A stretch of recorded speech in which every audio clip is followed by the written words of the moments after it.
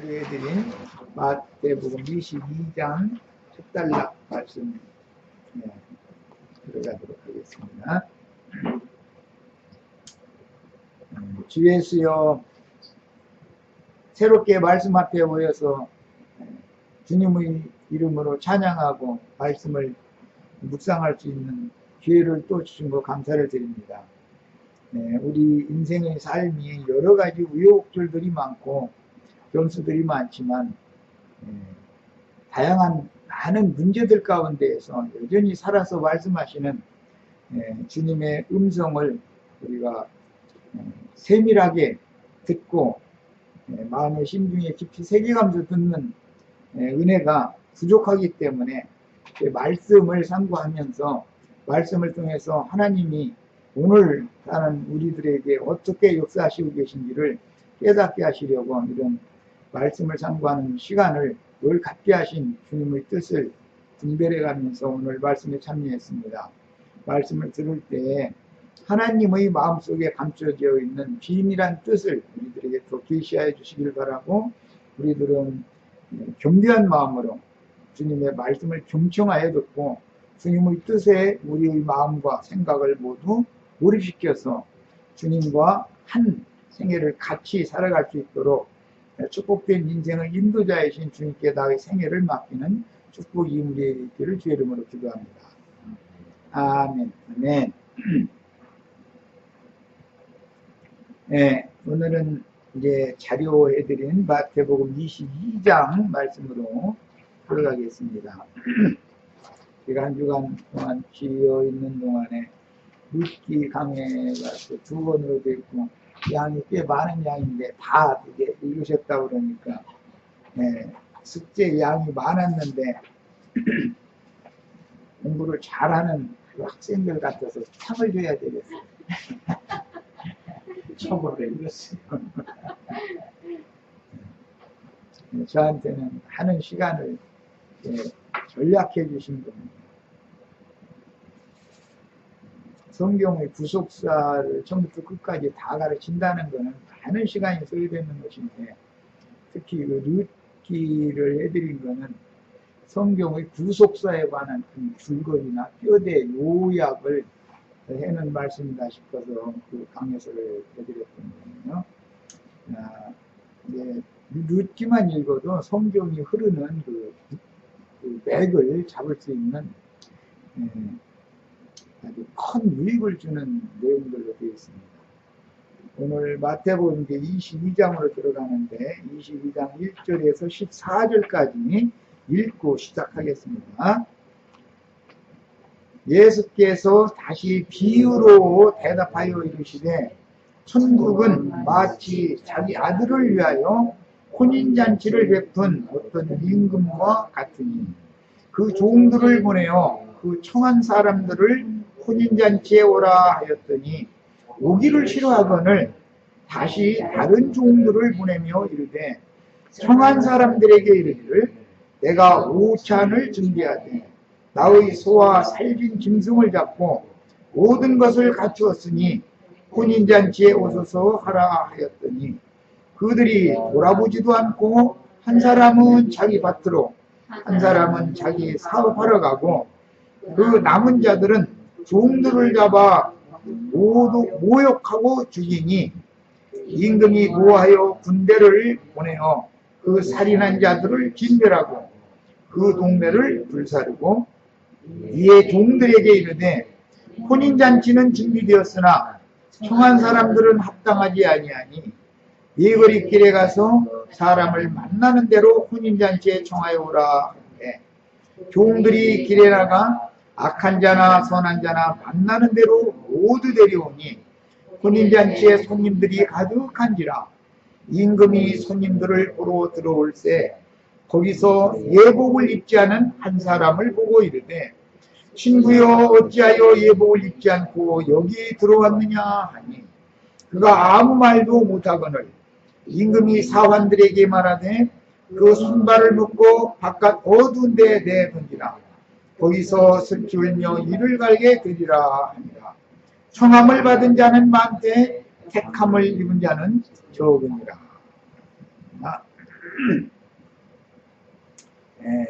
기독교계가 특히 장로교단에서 선택론, 예정론이라고 하는 그 말씀의 근원이 되는 말씀이 여기 이제 나왔는데, 하나님의 말씀을 세속교계가 너무 크게 오해를 해가지고 주님이 말씀하신 초청하신 자들과 선택하신 자라고 하는 이 말씀을 너무 오해한 세속교계의 교리로 이렇게 만들어가지고 칼빈 신학이라고 하는 신학 교리의 뼈대를 닦는 말씀이 오늘 우리가 읽은 22장 14절 나오는 말씀입니다. 하나님의 말씀을 사람의 생각으로 오해를 하면은 많은 문제가 있을 수밖에 없다라는 것을 아주 너무 실감할 수밖에 없는 그런 내용입니다. 마태복음 22장 자료 말씀으로 들어가겠습니다. 이 단락에서는 천국이라고 하는 말씀으로 비유를 하셨죠. 예수께서 다시 비유로 대답하여 주시되 천국은 마치 이렇게 시작하시잖아요.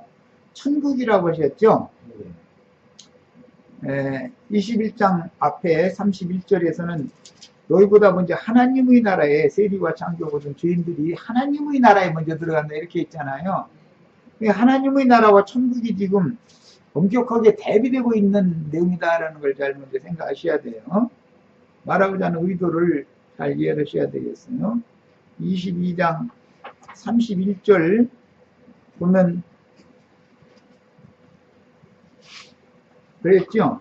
그 둘 중 누가 아버지의 뜻대로 하였느냐 이르되 둘째 아들이니이다. 예수께서 그들에게 이르시되 내가 진실로 너희에게 이르노니 세리들과 장로들이 너희보다 먼저 하나님의 나라에 들어가리라. 이렇게 여기서는 하나님의 나라에 들어가는 얘기를 하셨잖아요.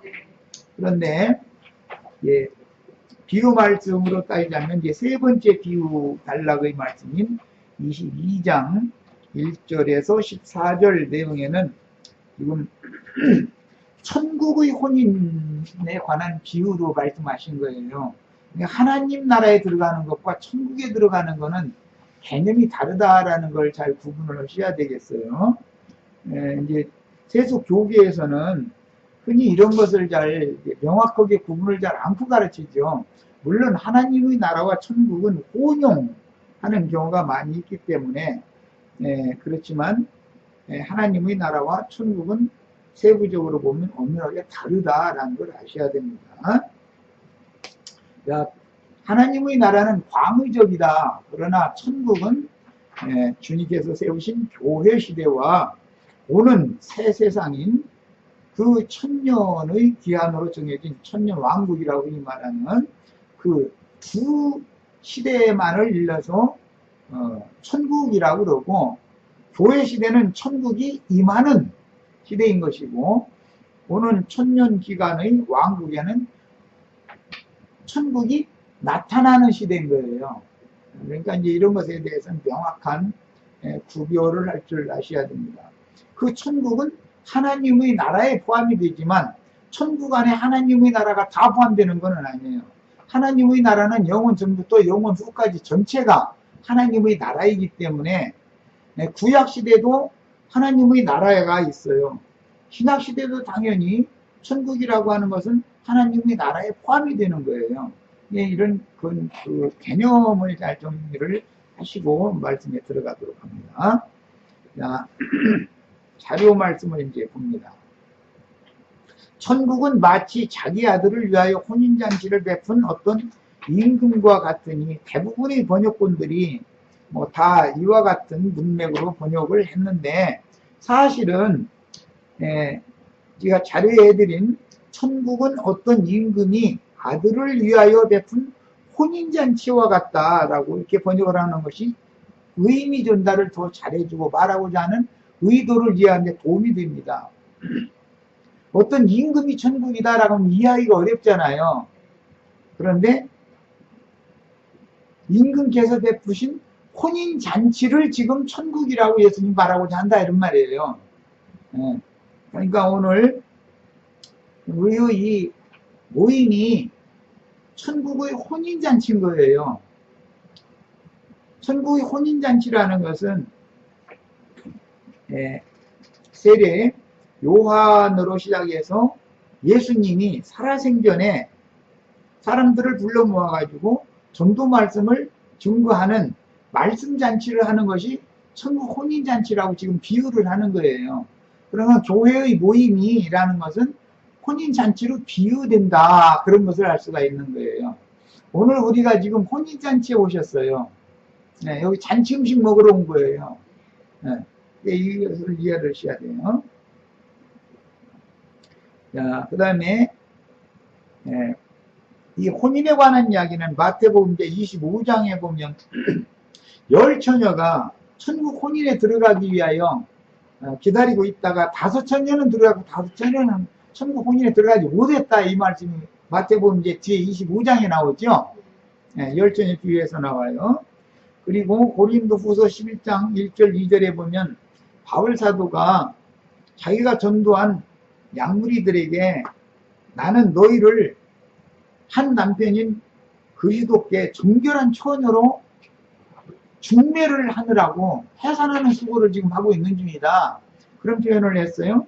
그러니까 천국의 신랑이신 주님, 한 남편이신 주님께 종들은 중매쟁이 역할을 당연히 하는 것이다, 그런 말인 것이죠. 그런데 오늘 말씀에는 종들을 보내가지고 사람들을 천국 혼인잔치에 초대를 해오라고 종들을 보냈다는 거잖아요. 우리 형제 자매님들도 지금 어떻게든지 한 사람이라도 좀 이게 말씀잔치가 있으니까 여기 참여를 하라고 전도를 해보는 거 아니에요 지금. 그런데 잘 안 되잖아요. 예수님 때도 그게 잘 안 된 것이죠. 그러니까 여기 보면은 사람들이 잘 안 왔다는 거예요. 다 재볼 일 있다고 가버리고 그리고 안 오더라는 거거든요. 근데 예나 지금이나 전도라는 건 쉽지 않다는 걸 알 수 있는 거예요. 그 다음에 계시록 이제 19장에 최종적으로 어린 양의 혼인 기약이 이르렀고 신부들이 자기를 다 단장을 했기 때문에, 단장이 끝났기 때문에 지금부터는 이제 혼인잔치가 시작이 되는 얘기가 계시록 19장에 나와요. 그 계시록 19장의 혼인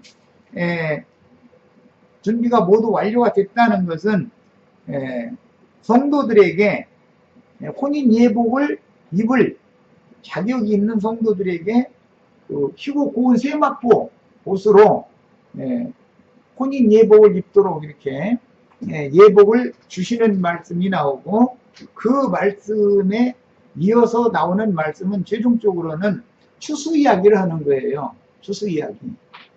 그러니까 이제 혼인이라고 하는 것은 약혼 단계가 있고, 쌤종의 혼인을 예를 드는 거예요. 약혼 단계가 있고 결혼 단계가 있어요. 그런데 약혼 기간은 7년이고 혼인을 실제 하는 날짜는 7일이에요. 이제 창세기에 보면 야곱이 라헬과 레아와 라헬이라고 하는 그 외삼촌의 두 딸을 얻게 되잖아요. 그런데 이제 덤으로 그 외삼촌의 두 딸들의 몸종들까지 얻게 돼가지고 아내가 넷이 된 거죠. 그런데 먼저 레아 라헬로 알고 이제 장가를 들었는데 그게 이제 나를 세서 보니까 레아더라는 거예요. 그러면서 그 외삼촌이 이 우리의 규례에서는 큰 딸을 놔두고 작은 딸을 먼저 시집 보내는 예가 없다. 그러니까 큰 딸을 당연히 먼저 보내야 되는 거라 그런다. 그래가면서 7년 동안 네가 내 작은 딸을 사랑하면은 내 작은 딸도 줄 테니까 7년 동안 종살이를 더 해라. 그래서 7년 동안 몸으로 때워가지고서 자기가 사랑하는 여자였던 라헬의 몸값을 지불을 하는 거예요. 그건 이제 모하르라고 그러죠. 우리 룻기 읽어보셨죠? 네. 셈족은 그 모하르 율법을 지켜요. 네. 빗물을 보내야 된다 이거예요. 혼수품을. 그런데 그건 실제로는 이제 처녀딸을 가진 아버지가 사위짜리한테 혼수품을 받는 거예요. 그런데 원은 그뭐 지참금이라고 그러죠. 그 아랍 족속들은 그걸 내야 되는 거예요. 그게 이제 그들의 규례예요. 그런데 야곱은 돈으로 이렇게 지불을 한 게 아니고 품삯을 정했지만 품삯을 안 줬잖아요. 야곱과 외삼촌 사이에 품삯은 정해놨잖아요. 뭘 하기로 했죠? 예. 검둥이, 아롱진 거, 점 있는 거, 이런 것들은 야곱의 것이 되도록 품삯을 정해놓은 거잖아요. 그리고서 외삼촌의 그 양을 치는 묵동 노릇을 한 거예요. 그런데 7년 동안 그걸 하고 나서 이제 기한이 찼으니까, 약혼 기간은 7년이니까, 기한이 찼으니까, 약혼녀한테 들어가겠다. 그러니까 이제 혼인잔치를 7일 동안 그 외삼촌이 배설을 해줬잖아요. 그런데, 자기가 사랑하는 그 처녀였던 라헬이 아니고 레아였기 때문에 할 수 없이 라헬을 위해서 7년을 또 종살이를 더한 거예요. 그게 약혼 기간이에요. 그리고 나서 7일 동안 또 잔치를 또 했죠. 근데 이제 이 셈족은 약혼 기간은 7년, 혼인 날짜는 7일로 이게 정해져 있어요. 이제 그런 원칙이 딱 정해지는 거예요. 이게 뭐 77절이니 70일이니 많은 이제 이런 것과도 이게 다 관계가 되는 일인데, 어쨌든 간에, 그런 세부적인 때와 기한까지는 이제, 얘기가 이제 이 시간에는 너무 이제 복잡해지고, 난해지니까, 7년이라고 하는 그 약혼 기간, 이것은 우리가 예수를 믿은 이후에 이 생을 떠나기까지 7년으로 상징을 하는 거예요. 상징화시키는 거예요. 그런데 이 생을 떠나기 바로 직전, 흔히 말하는 7년 대환란이라고 하는 그 짐승의 때가 와요. 한 시대를 종교를 할 때마다 그 시대를 마무리하기 위해서 한 일회라는 것이 있어요. 70일회 중에는 62일회가 있고 7일회가 있고 한 일회가 있는 거예요. 그 한 일회 동안은 흔히 말하는 7년 대환란이라고 하는 기간이고, 그게 무슨 혼인 때다, 이게 혼인 때, 시집 가는 때다, 이게 실제로 약혼을 하는 기간은 7년이고 실제로 시집을 가는, 혼인식을 하는 거는 7일인데, 그것은 이제 성경의 그 경륜을 이루는 거에서는 한 시대의 종결기가 되면 70일회를 마무리하는 7년이라고 하는 특별한 기간이 딱 정해진다, 그런 말이에요. 그럼 그 기간 동안은 시집 가는 때다, 이거예요. 그때가 부활의 때이고, 혼인 때단 말이에요. 그때는 또, 다른 표현으로 하자면 추수를 마무리하는 때다, 이거예요. 한 시대를 마무리하는 추수가 종결되는 때예요. 추수되어져서, 신부성에 데려가면, 아브라함의 자손들을 위하여 하늘에, 준비해 두신 거룩한 성, 새 예루살렘이라고 하는 그 한 성에 들어가는 것은 시집을 가는 거예요, 그게. 그러니까, 혼인이라고 하는 것은 약혼 기간이 있고, 실제로 시집 가는 혼인 날짜의 기간이 있는 것이다, 그런 말이에요. 이게 두 단계를 늘 생각을 하셔야 돼요. 자, 그러니까 이제 지금 말씀을 듣고 있는, 지금 비유 말씀이 쭉 이어지는 건 유대교 지도자들이, 대제사장, 율법사, 서기관 이런 사람들이 예수님의 말씀에 대해서 자꾸 반대하고 회방하니까 자꾸 비유를 지금 들어서 설명을 하는 중이잖아요. 그러니까 그때 당시 대제사장 무리들에게 주시는, 이스라엘 12지파에게 주시는 말씀에서는 시집을 가는 때지요, 그들은.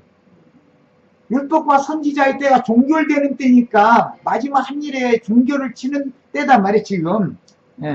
이게 요한의 사역으로부터 시작해서 예수님의 사역이 끝나면 완전히 혼인잔치까지 다 끝나버리는 거예요. 예수님 부활 승천하실 때 구약의 모든 그 선지자들이 노선에 있던 이기는 자들이 예수님 부활 때 함께 부활돼 가지고 함께 하늘아버지 영광으로, 영광의 성으로, 즉 신부성으로 아브라함 자손을 위하여 그 믿음의 조상 아브라함의 후손들을 위하여 하늘에 하나님께서 예비해 놓으신 한 성에 들어가는 시기단 말이에요. 지금이 뭔 말인지 이해하시겠어요? 이게 하나님의 경륜이라는 거예요.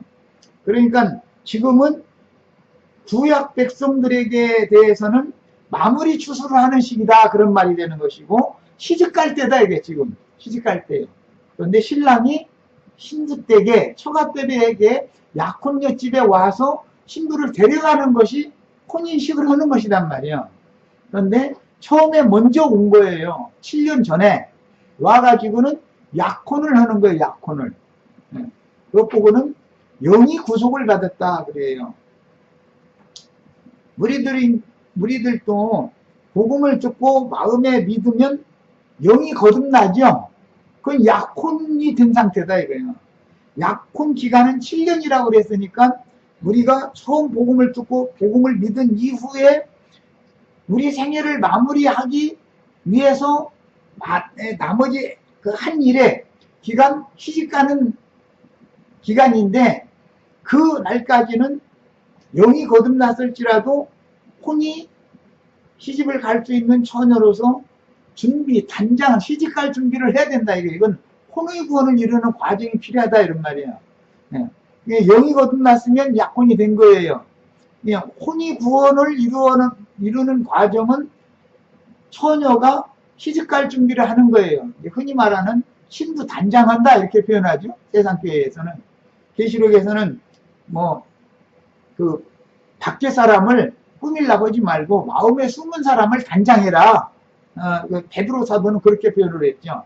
우리 마음에 숨은 새 사람, 속 사람을 단장하는 것이 신부 단장하는 것이고, 실제로는 혼의 구원을 이루는 과정이다.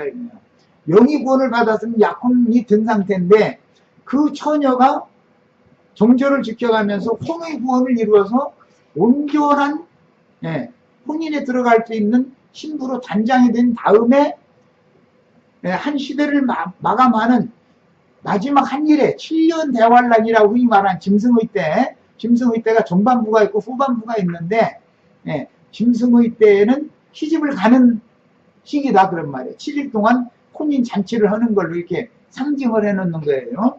자, 이게 이제 이런 기본 개념을 아셔야 돼요.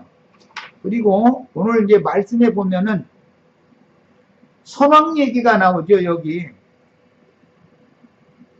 대를 이을 왕자를 위한 혼인 잔치를 베푸는 거예요. 그런데 어떤 임금이다 그랬는데, 지금 현재 아버지가 왕으로 하는 시기잖아요. 아들을 장가 보내는 얘기니까 아들 장가를 보내면 이제 아들이 때가 온다 이런 말이에요. 아들이 왕으로 서는 때가 오는 거예요. 이게 왕위를 선의해 주려고 그러는 거예요. 아들이 혼인잔치를 한다 이런 말은 선왕이, 아버지 부왕이 아들 왕에게, 왕자에게 왕권을 넘겨주려고 그러는 거다 그런 말이에요. 그러면 구약시대의 왕은 여호와였잖아요. 구약시대 하나님은 여호와잖아요. 이제는 여호와 시대가 끝나고 아들 예수 시대가 온다 이거예요. 그런 뜻이에요. 그러니까 아들이 장가를 들면, 아들이 대관식을 마치고 나면 이제 아들이 황제가 되는 거예요. 아버지는 그냥 상왕 노릇하는 거죠. 상왕이죠. 아버지 시대는 이제 끝나고 아들의 시대가 오는 거예요. 이 시대의 전환을 지금 말하고 하는 그런 문제도 있는 거예요. 그 다음에 종들을 보내서 혼인잔치에 사람들을 초대해 오라고 보냈다고 그랬는데, 21장 우리가 나눈 말씀에서는 그 포도원 농부들에게 세를 바치는 조건으로, 매년 5분의 1을 세금을 내야죠. 세를 바치는 조건으로 포도원 농부들에게 계약을 하고 나서 추수 때가 되면 종들을 보낸다고 했잖아요. 세를 받는 종들이 보냄받았잖아요. 그 종들이 여기에서는 이 혼인잔치에 초대를 하러 보냄받은 종들로 나온 거예요. 그러니까 우리 형제 자매님들이 한 면에서는 주님의 신부가 돼야 될 뿐 아니라 한 면에서는 당연히 종들이 돼야 된다 이거예요. 아들로서의 종들이 돼야 된다 이거예요. 왜? 상속자이면서 종이어야 되니까. 지난번에 그 마태복음 21장 마무리에서 마태복음 21장에 굉장히 길게 말씀을 나눈 것이 제일 핵심이 뭐였냐면 상속자에 관한 거였어요. 상속자. 상속자라는 것은 아버지가 자기의 유업을 아들에게 물려주는 얘기잖아요. 그런데 지금 오늘도 마찬가지죠. 아버지 부왕께서 아들 왕에게 왕자를 장가 보내면은 왕위를 선위해 준다 이거예요. 그럼 시대가 딱 바꿔지는 얘기예요. 그런 게 똑같은 비유가 반복되지만 사실은 말하고자 하는 의도는 예수님이 지금부터는 내 때가 온다. 아버지의 때는 이제는 종결이 되고 지금부터는 아들의 때가 시작이 된다. 그걸 자꾸 얘기하는 거죠. 아버지의 때는 하나님의 나라라고 하지만 아들의 때는 천국이라고 하기 때문에 개념이 다르다라는 걸 이해하라는 걸 그래서 아까 서두에 말씀드린 거예요. 이해하시겠죠? 네. 성경을 읽을 때는 이런 기본 원리를 아셔야 돼. 마태복음 22장 이런 거 읽어도 말하고자 하는 의미에 대해서 성경의 흐름을 알지 못한 상태로 읽으면 굉장히 혼동이 와요. 여기에는 신랑 아들은 있는데 신부는 지금 안 나와 있죠. 신부 얘기는 없고 혼인잔치에 손님 얘기만 있잖아요. 초대해온 사람들이 손님이지 신부는 아니잖아요. 그렇게 돼 있죠. 이게 이런 것이 다 비밀이다 이거예요. 왜 그럼 신부 얘기는 없느냐?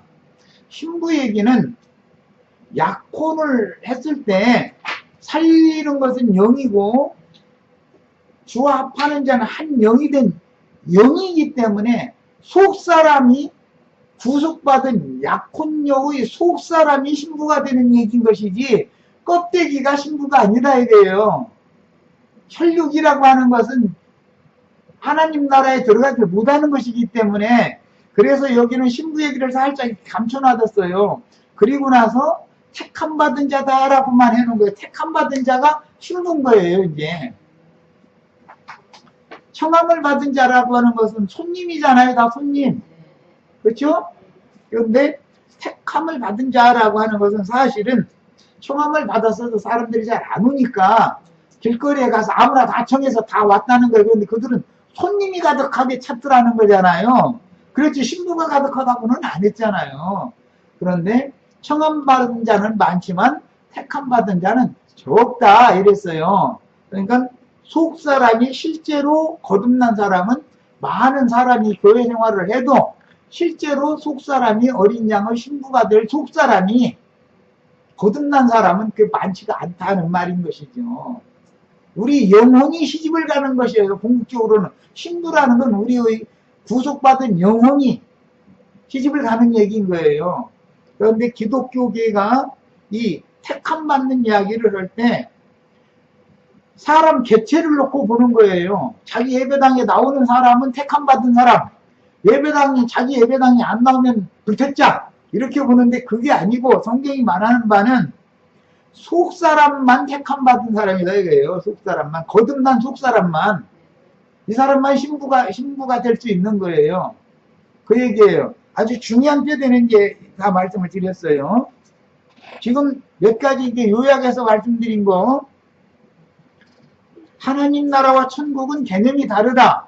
하나님 나라는 아버지의 나라지만 그 다음에 지금부터는 아들에게 그 나라를 상속해 주려고 그런다 이거예요. 앞에 21장에서는 포도원의 상속자였죠. 포도원 상속자. 그런데 여기서는 왕위 상속자로 지금 상징한 거예요. 종들 부리는 것도 마찬가지예요. 포도원 일꾼들한테 세를 받으러 보낸 종들이 왔잖아요. 그런데 다 박해하고 최종적으로 죽인다는 거잖아요. 여기서도 지금 사람들 천국 혼인잔치에 초대를 해오라고 종들을 보냈더니 박해하다가 나중에 다 죽였다는 거잖아요. 똑같은 맥락이라는 걸 알 수 있겠죠? 자, 그리고 나서 손님 이야기가 있고 신랑이 있으니까 신부가 있어야 되잖아요. 그런데 신부라고 표현을 여기서는 하지 않고 혼인잔치인데 신부라고 표현을 하지 않고 택함을 받은 자라고 표현을 해놨단 말이에요. 이해하시겠어요? 네. 초대를 받은 자는 손님으로 초대를 받는 것이지 손님이 아무리 많을지라도 택함 받은 자는 적은 거예요. 이해하시겠죠? 예? 그래서 이제 세속교계, 즉 가라지의 단으로 묶는 그 세속교계 목회자들한테 가서 이런 모양으로 묶어놓고 저런 모양으로 묶어놓고 거기서 못 나오죠. 가라지의 단에 꽁꽁 묶는 방식 있잖아요. 그들이 교리를 가지고, 교리가 그들이 묶어놓는 끈이잖아요. 띠잖아요.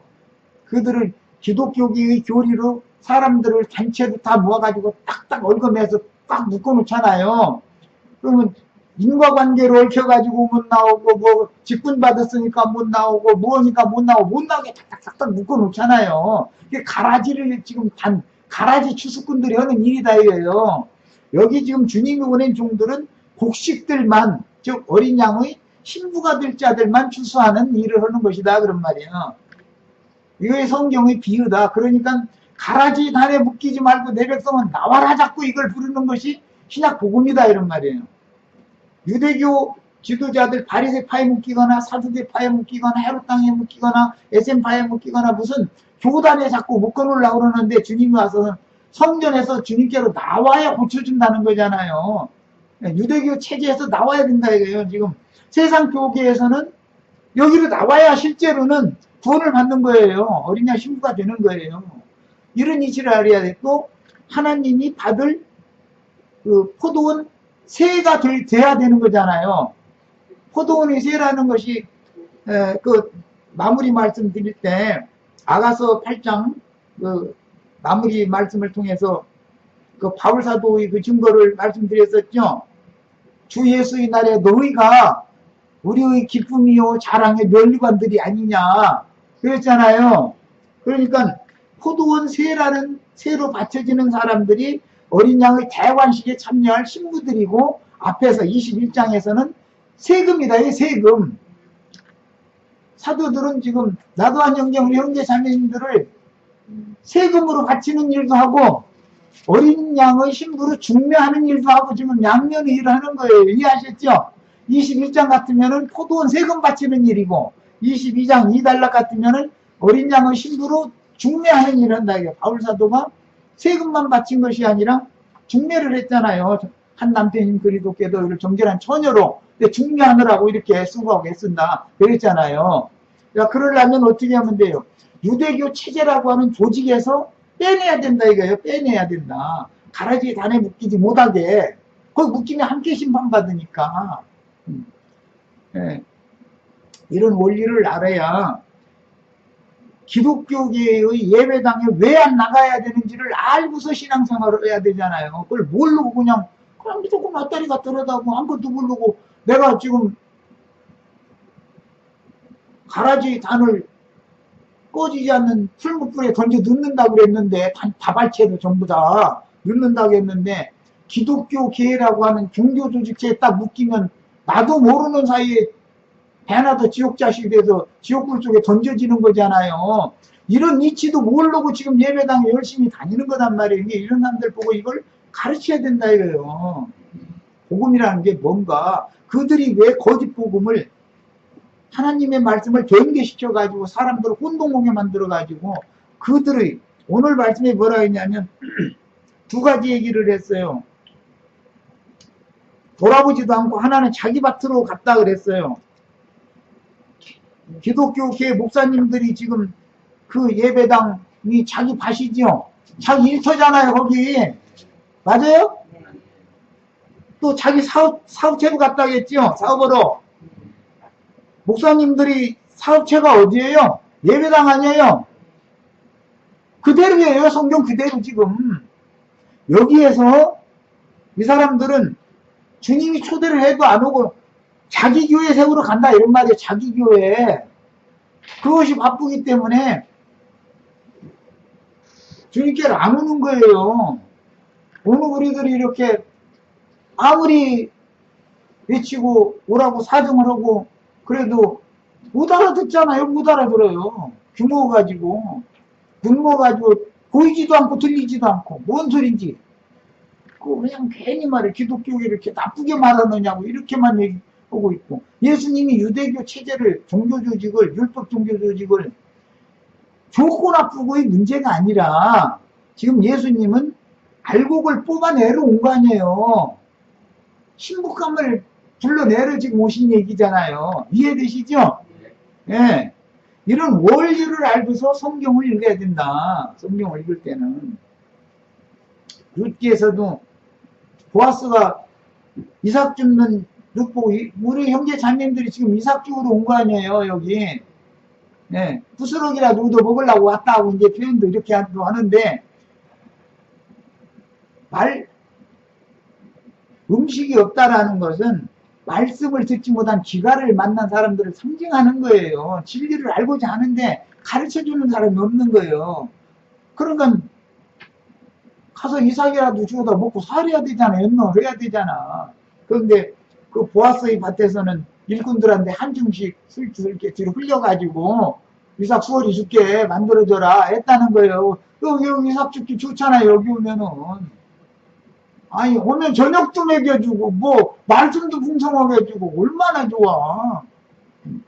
그러고서는, 다른 밭에는 가지 말아라, 그랬어요. 밭이라는 건, 밭은 교회란 말이에요. 고린도전서 3장에 보면, 너희는 하나님의 밭이요, 그 집이다, 그랬어요.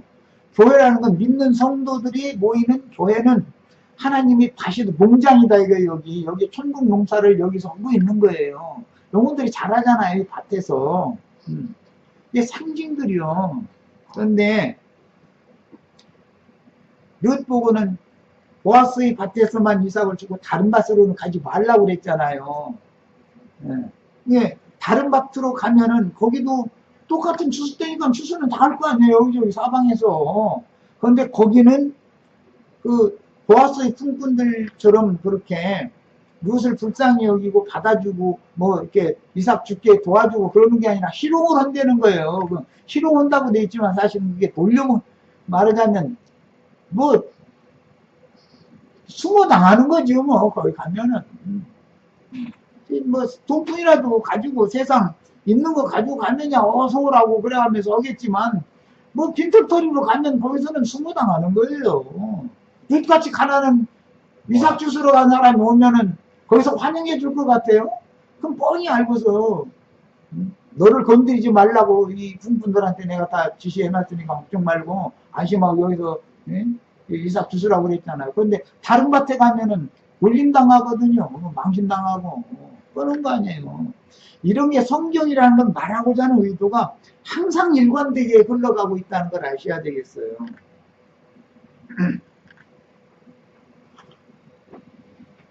자, 그 다음에 다시 다른 종들을 보내며 이르되 처음에 종들을 보냈더니 그 종들이 얘기를 안 듣더라는 거예요. 그러니까 종들을 또 보내는 얘기예요. 예, 사실은 이제 여기서는 세례 요한을 앞서서 보내가지고 전도를 하게 했더니 사람들이 안 들은 거예요. 그러니까 이제 12제자와 70제자를 3번 파송을 했잖아. 실제로는 요한이 먼저 한번 왔고 와서 일을 했고 12제자 파송했고 70제자 파송했고 예수님 때 3번 보낸 거. 여기 지금 3번 보낸 얘기가 나와요. 자, 그러는데 이게 다 지금 비유로 말하고 있지만 하나님의 경륜과도 관계가 되는 얘기예요. 요한은 율법과 선지자의 때를 마감하는 일을 하는 사람들이었고 제자들 12제자나 70제자들은 예수님의 사역을 이제 지금부터 시작하는 거예요. 이제 그런 걸 여기 다 상징하는 거예요. 그냥 구약 시대가 지나면 교회 시대가 오고 12제자의 시대가 오고 70제자의 시대가 다시 천년 왕국이라고 하는 시대가 또 오는 거예요. 이게 다 상징이요, 전부. 자, 이제 4절 다시 다른 종들을 보내며 이르되 청한 사람들에게 이르기를 오찬을 준비하되, 오찬이라는 건 점심 먹는 거예요. 점심 먹는 거.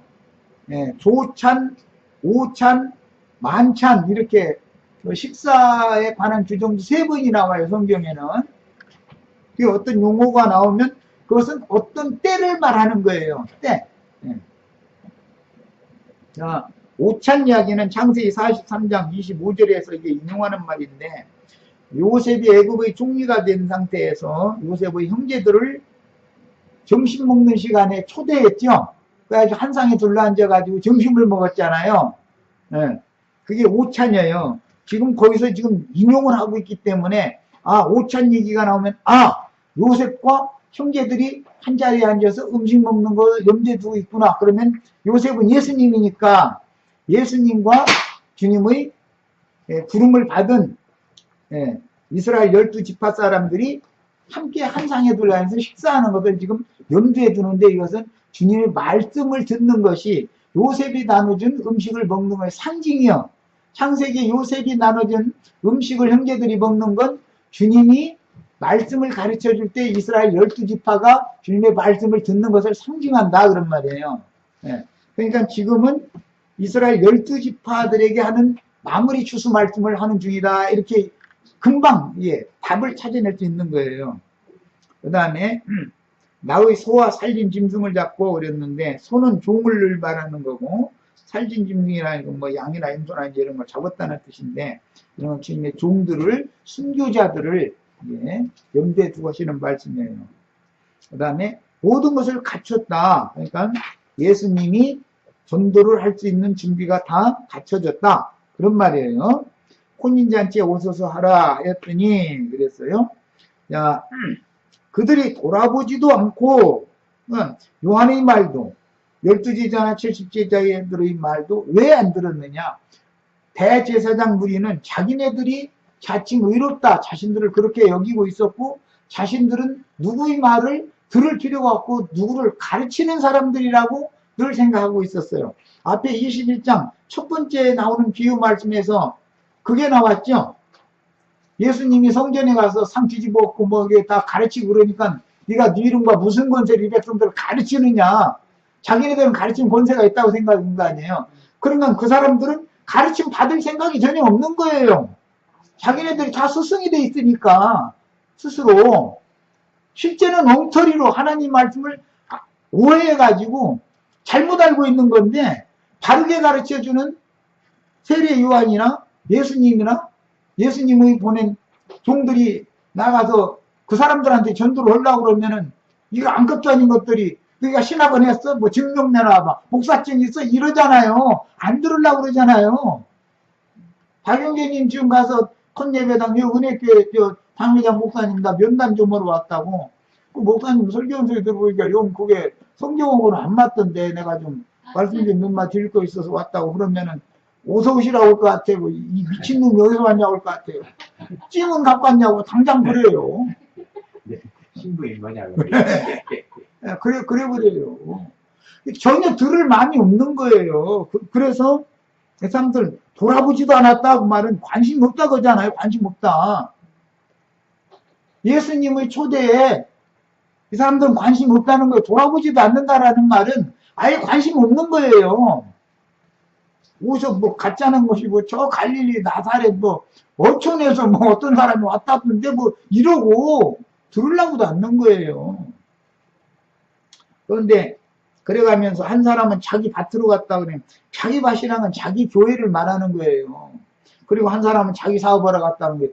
아니 교회가 또 세상 교회라는 건 다 자기 사업체 아니에요. 그 비즈니스는 터전이거든. 예. 아주 성경 그대로예요. 하여튼 지금이나 그때나 지금이나. 하고 그 남은 자들은 종들을 잡아서 모욕하고 죽이더라는 거예요. 야, 이렇게 되면 이것이 추수의 때다라는 말이란 말이야. 죽는다는 것은 순교자들이 나오면 그 순교자들의 신앙을 따라가는 신앙의 정절을 지키는 성도들은 신부 자격이 있는 거예요. 그래서 이제 이 종들은 신앙의 본을 보이는 사람들이잖아요. 믿음의 증인들이니까. 그런데 여기서는 뭐 이제 사람들을 초청해서 예수님께로 중매를 하느라고 지금 혼인잔치에 지금 사람들을 초대하는 일을 했었던 거잖아요. 종들이. 그런데 그 일 때문에 죽임당하는 거예요. 이제 이러니까 임금이 노해가지고 하나님 아버지께서 화가 난 거죠. 그래가지고 군대를 보내서 그 살인자들을 다 진멸하고 그 동네를 불살랐다 그랬는데, 이것은 말씀과 같이 로마 군대가 동원돼 가지고 예루살렘 성이 무너지고 이스라엘 나라가 완전히 멸망받아버린 거예요. 이 예언대로 이루어진 거예요. 그 다음에 이에 종들에게 이르되 혼인잔치는 준비되었으나, 그러니까 하나님 모든 준비를 다 한 거죠. 종들 보내셔서 전도하게 하시고 다 하셨으니까 그게 준비가 다 된 거잖아요. 네. 예수님이 직접 오셔서 지금 말씀 가르칠 준비 다 하고 사람만 오기만 기다리고 있는 거잖아요. 그때 당시 상황이. 그런데 안 오는 거예요. 안 오는 거예요. 왜? 다 나름대로 계산이 있고 생각이 있고, 얘기 들어보면 나도 성경 줄이나 읽었다 이거예요. 차라리 나한테 물어보라고 이러고 앉았어. 말도 같지 않아서 해가면서. 자기가 무언 짓을 하고 있는지 자체를 몰라, 이 사람들은. 청한 사람들은 합당치 않다. 그러니까 율법과 선지자의 때에 있었던 이 청한 사람들이라는 것은, 이스라엘 12지파 사람들은 율법 교리의 맹신자들이 돼가지고 다 소경, 절름발이, 저는 것들, 눈먼 거, 병신들, 전부 그런 것들이다. 하나님이 받으시는, 세로 받으실 수 있는 11조 제물이 되지를 않아. 그래가면서 저는 부유하여 부족한 것이 없는 자라고, 우린 자칭 의롭다고 이러고 앉았으면서, 그러니까 하나님 보시기에 자기 땅 자기 백성들에게 먼저 오셔서 초대를 했는데, 그 사람들은 이 천국 잔치에 참여할 자격을 주는 것조차 사실 너무 지나친 과한 대우를 해주는 거죠. 못 알아듣는 자들이고 자기네들 다 됐다고 이렇게 자부하고 있으니까. 그래서 합당치 않다. 그러니까 이제는 사거리 길에 가서, 이것은 이제 시대가 율법과 선지자의 때, 이스라엘 12지파의 때는 이제는 끝나고 이방인들이 때로 시대가 전환된다. 지금 그 말이에요. 사람을 만나는 대로 혼인잔치에 청하여 와라 했으니까, 이제는 의인, 선인, 악인 할 것 없이 아무나 다 와도 좋다. 지금 그 말이잖아요. 이것이 신약시대, 이 교회시대로 전환되는 것을 말하는 거예요. 율법시대에서 신약의 은혜의 시대로 이제 바꿔지는 거예요. 예. 우리는 닥치는 대로 전도를 한 신약의 전도자들을 만나가지고, 예, 주님의 교회 생활에 들어와서 구원을 얻게 된 거예요. 이게 상징이에요. 그러니까 이제 혼인 잔치집에 손님들이 가득히 이제 다 찼다는 거예요. 그게 신약 시대가 오히려 이방인들이 더 많이 주님의 말씀을 받아들인다라는 것을 알 수 있는 것입니다. 그런데 이제 나오다 보니까 임금이 손님들을 보러 들어올 때 거기서 예복을 입지 않은 한 사람이 눈에 띄었다는 거예요. 이제 이 사람은 그때 당시 초대교회 때 모세 율법도 지키고 믿음으로도 구원을 받고 이것을 버리지를 못하는 사람을 이제 상징하기 때문에, 사도행전 시대까지 갔는데도 여전히 율법 대제사장 밑에서 맹신자들이 그렇게 많았다는 거예요. 예복을 입지 않았다라는 이 사람은 복음을 믿지 않으므로 믿음으로 의롭다 하심을 받는 의의 옷을 입어야 되는 건데, 율법 행위를 여전히 벗으려고 안 했다는 거예요. 오늘날 마찬가지예요. 우리 형제 자매님들이 예배당 가서 예배당 다니는 사람들한테 전도를 한번 해보세요. 그러면 낡은 옷 벗으려고 해요, 그 사람들? 예배당 생활 목사님 없으면 안 되고, 예배당 건물 없으면 안 되고, 조건을 자꾸 달잖아요. 교파 없으면 안 되고, 그게 불필요한 흔 낡은 옷이잖아요. 그게 다 흔 누더기 옷인데 그걸로 구원받는 게 아니죠. 목사님 훌륭하다고 우리가 구원받는 거 아니잖아요. 예배당이 크다고 구원받는 게 아니죠. 그들이 제시하는 무슨 조건 때문에 구원받는 게 아니잖아요. 그럼에도 그들은 말로는 그거 그렇다고 맞다고 해가면서 벗어 던지려고 않는다 이거예요. 그리스도로 새 옷을 입어야 되는데 그리스도의 법이 지금 적용이 다시 되고 있는 거잖아요. 시대가 바꿔졌으니까. 율법과 선지자의 때는 율법 제도 생활을 이제는 끝내고 은혜의 시대에 맞는 새 시대에 맞는 신앙생활을 해야 되지 않냐 이 말이에요. 그런데 그렇게 안 하려고 한다 이거예요. 옛사람 갖고 행위를 벗으려고 안 해. 그리고 새 옷을 입으려고 않는 거예요. 그래서 전도가 이렇게 어려운 거예요. 지금 그 얘기를 한 거예요.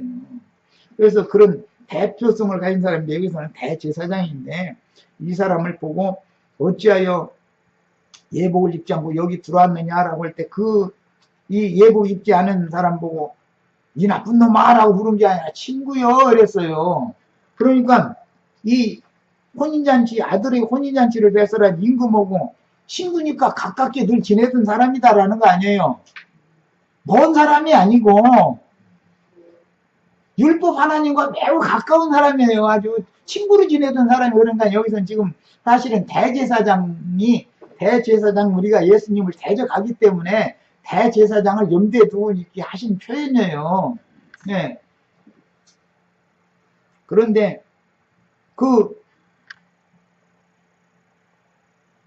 아들 왕의 그 선왕인 혼인잔치를 배설한 혼주 임금이 친구여라고 불렀으니까 율법 제도 안에서는 그 여호와 하나님과 매우 친밀하게 잘 가까이 지냈다는 거 아니에요. 이 사람이. 그런데 그 친구 예복 입지 않은 것 때문에 임금이 사환들에게 말하되 그 손발을 묶어서 바꿔둔 데에 던지라 그랬다는 거예요. 이 말은 무슨 뜻이에요? 이제 세상과 함께 유대교 대제사장의 율법 대제사장의 아론 반차의 대제사장 제도에 따른 제사법이나 그에 따라서 맡겼던 모든 구원이나 이런 것들 다 박탈당하고 세상으로 그냥 내 던져버린다 그런 말이에요. 바깥 넣어둔 데라는 건 세상을 말한 거예요.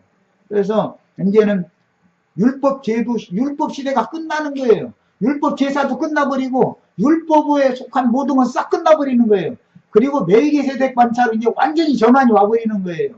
바꿔지는 거예요. 아들이 사역을 시작하면은 멜기세덱 반차로 사역을 전환을 하기 때문에 이제 그런 뜻이에요. 자, 그리고 나서 거기서 슬기 울며 이를 갈게 되리라 이제 이랬는데 여기 막 실을 뜬다 그러는데 분해서 이러는 거예요. 지가 그동안에 권세를 너무 하나님의 친구였잖아요. 구약시대 때 구약시대에 하나님의 친구는 실제는 모세였어요. 그 출애굽기 그다음에 신명기 이런 데 보면은 모세를 하나님이 친구처럼 이렇게 가까이서 말씀하셨다고 친구였잖아요. 이 율법 말씀을 맡아가지고 하나님의 백성들을 가르치던 그 대표자가 율법 대제사장인데 이 사람이 여기서 친구요 이런 거예요. 그런데 이제는 그 시대는 끝났다. 너 잘 나가던 한때 잘 나갔는데 이제는 이제는 시대가 바꿔졌다 그 말이다. 세상이 뒤집어져 버리는 거예요. 아들이 때가 오면은. 네. 이게 아론 반차의 제사장 직분은 이제는 끝나는 거죠. 그런데 요한복음에 보면 나는 신랑의 친구라고 또 자신을 그렇게 소개했잖아요. 신랑이 신부를 취하는 것을 볼 때 자기는 신랑의 친구일 뿐이지 자기가 신랑은 아니다. 그래가면서 내 뒤에 오시는 그분이 신랑이 신부를 취하는 걸 볼 때 친구로서 그렇게 기쁠 수가 없다. 그는 흥해야 되고 나는 체해야 된다. 이렇게 표현했잖아요. 그러니까 같은 친구라도 예수님과 요한의 관계, 이것은 요나단과 다윗의 관계로 예표가 된 건데 요나단은 사울 왕국의 후사잖아요. 사울의 후사가 요나단이었잖아요. 그런데 사울의 사위인 다윗에게 직계 아들이 왕위를 이어받는 게 아니라 다윗이 사위인 다윗이 그 나라를 받게 된 거 아니에요. 그러려면 요나단이 친구로서 협력을 해주지 않았으면 다윗이 왕이 될 수가 없는 것이거든요. 이것은 요한과 예수님의 관계단 말이에요. 상징이다 이거예요. 엘리야와 엘리사의 관계예요. 엘리야는 엘리사를 위해서 모든 터를 닦아놔주고 자기 사명을 하고선 자기는 이름도 없이, 그야말로 세상말로 이름도 없이 빛도 없이 뒤로 물러가는 사람이거든요. 엘리사가 드러나야 되니까. 예, 요나단은 다윗의 이름이 드러나야지. 요나단은 그걸 알았어요. 우리 아버지와 하나님이 함께 하시는 게 아니라 다윗과 함께 한다는 걸 알았어요. 하나님을 어길 수가 없기 때문에 다윗에게 왕위를 자꾸 양보를 한 거잖아요. 그 세례 요한과 예수님의 관계예요. 계시록에서는 흔히 말하는 재림주와 마지막 추수꾼들로 보냄받은 증인들이 관계단 말이에요. 그게 이런 거, 이게 친구 관계인 거예요. 그런데 나쁜 친구도 있어요. 배반하는 친구. 가룟 유다 보고도 예수님이 그랬죠. 이게 어금밖에도 입맞춤 하려고 그러니까 친구여 네가 하고자 하는 일을 속히 하라 그랬잖아요. 그런데 그건 배반한 친구잖아요. 가룟 유다는. 그러니까 진실한 친구가 돼야 되는데 주님의 친구를 자청하는 목사님들이 배반하는 친구가 다 되고 있는 것이 문제다는 것이죠. 중매를 하려는 게 아니라 주님의 신부를 지가 차지하는 것은 배반하는 거죠. 주인을 반역하는 거잖아, 그게 지금. 예. 그 분위기를 잘 파악을 하시기를 바라요. 자, 이제 자료 말씀. 시간이 너무 많이 돼서.